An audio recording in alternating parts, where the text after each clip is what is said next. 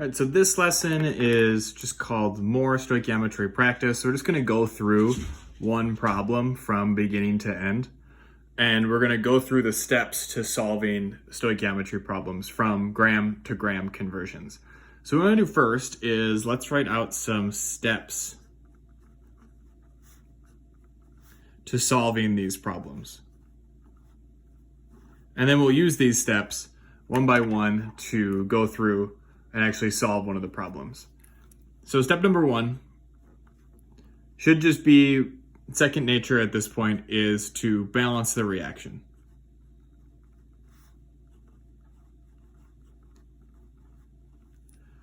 The reaction needs to be balanced because we need those coefficients in order to use the mole ratio and convert moles to moles. So the second thing we want to do is identify our givens and our targets. So identify given. Some cases there might be multiple, so we're going to say identify givens and the target.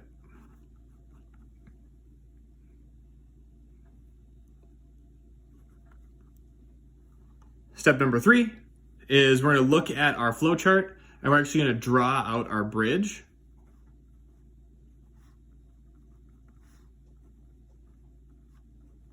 So we're going to draw out our bridge for our conversions. And one thing to remember at this point is that the number of vertical lines that you draw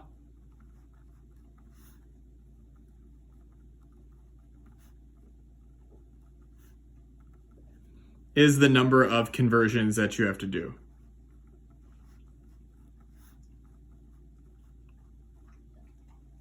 So if you only pass one conversion, then you only need to draw one vertical line.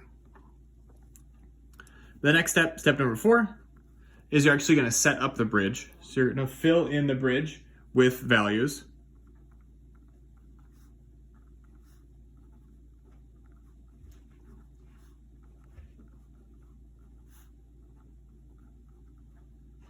So you're going to put your values into the bridge. The major thing that's super important with this is that you got to be really careful about the units.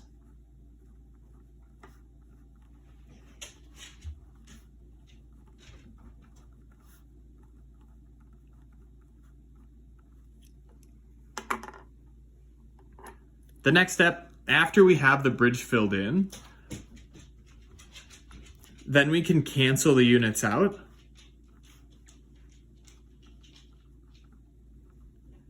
So things that are on the top and things that are on the bottom that are exactly the same, those units can cancel out. And what we want is we should be left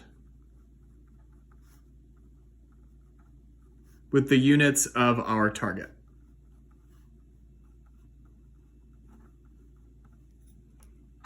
And then the last step, if this is the case, if we're left with only the units of our target, step number 6, this is the last part, is you plug the values in your calculator.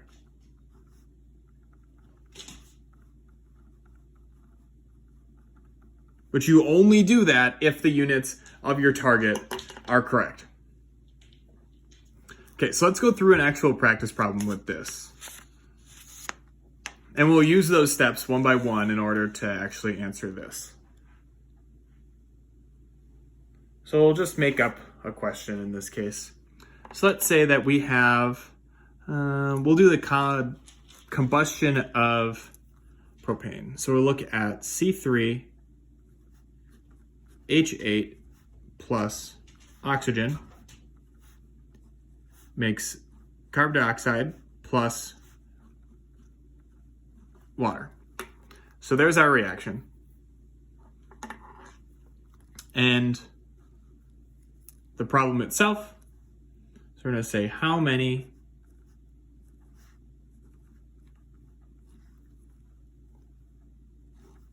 grams of oxygen are needed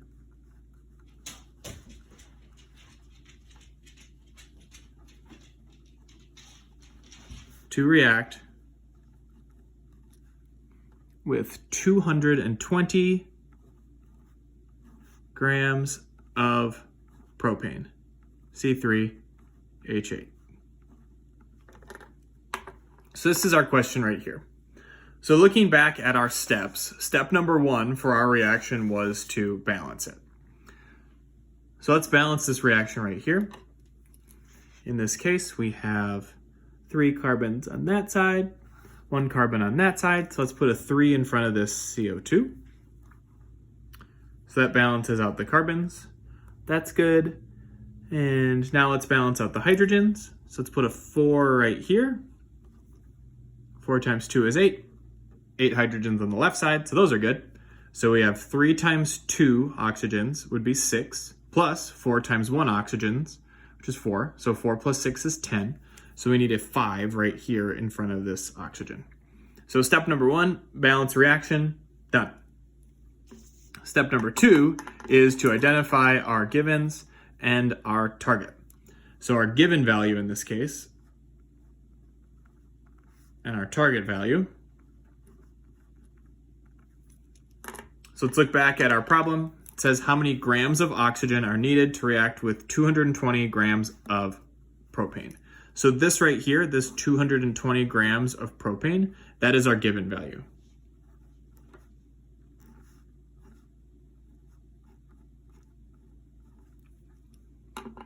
Our target value, it's asking how many grams of oxygen. So our target is grams of oxygen. Grams of oxygen.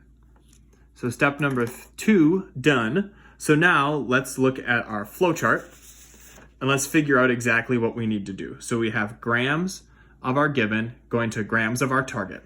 So we'll look at our flowchart here. We're starting on this left side right here, grams of given. We have to do 1 conversion to get to moles, 2 conversions to get to moles again, and then 3 conversions to get to grams. So we have to do 3 separate conversions. So when we draw out our bridge for our actual problem, we're going to need 3 vertical lines. 1, 2, and 3. So we have 3 vertical lines for our bridge. So that is step number 3. We've drawn out our bridge, and now we can move to step number 4, which is to fill in our bridge with our actual values. So the given value, that one goes in the top left. So given 220 grams of propane, C3H8. This next one right here, if we look at our flowchart, that is the formula unit number 1 conversion. So in that case right there, we're going to be dividing by the molecular weight of our given. So this one right here, this is our formula unit 1 conversion. Remember, in this case, we're going to be dividing by molecular weight of given.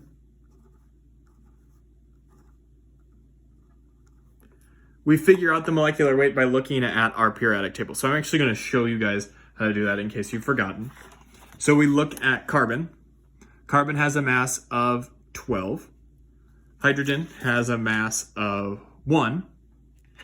There are 3 carbons, so 3 times 12 is 36, plus 8 times 1, because there are 8 hydrogens and each one weighs 1. That would be 44 grams. So our molecular weight goes on the bottom, 44 grams of C3H8. And on the top, we're going to put 1 mole of C3H8. So this is our first conversion right here, formula unit conversion 1. Our next conversion, if we look at our flowchart, is our mole ratio conversion. So we've converted from grams to moles. Now we convert from moles of our given to moles of our target. So in this case, we need to look back at our balanced chemical equation. So the coefficient of our target is going to go on top. So let's look back at our reaction. So our target in this case is oxygen. The coefficient here is 5. Our given value is propane, and its coefficient was 1. So we have the coefficient of our target goes on top. So it'll be 5 moles of oxygen. And the coefficient of our given goes on the bottom, 1 mole of C3H8.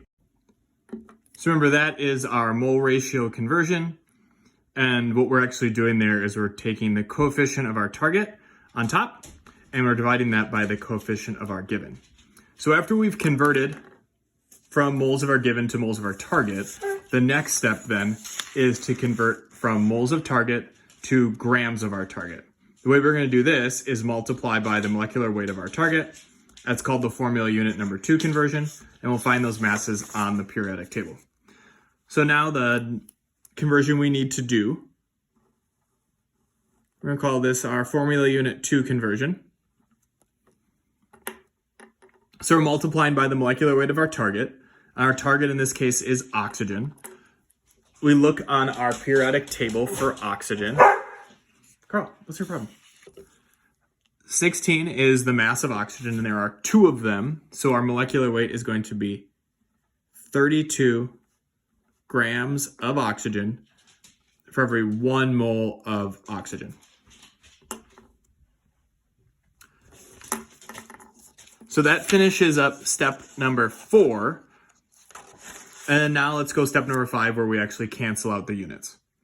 So we look here, we have grams of C3H8 on the top, grams of C3H8 on the bottom. So those 2 can cancel out. We have moles of C3H8 on the top, moles of C3H8 on the bottom. So those cancel out. We have moles of oxygen on the top, moles of oxygen on the bottom. So those cancel out.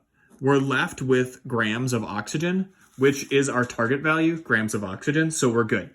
So now what we can do is we can plug this into our calculator. So I have my calculator right here.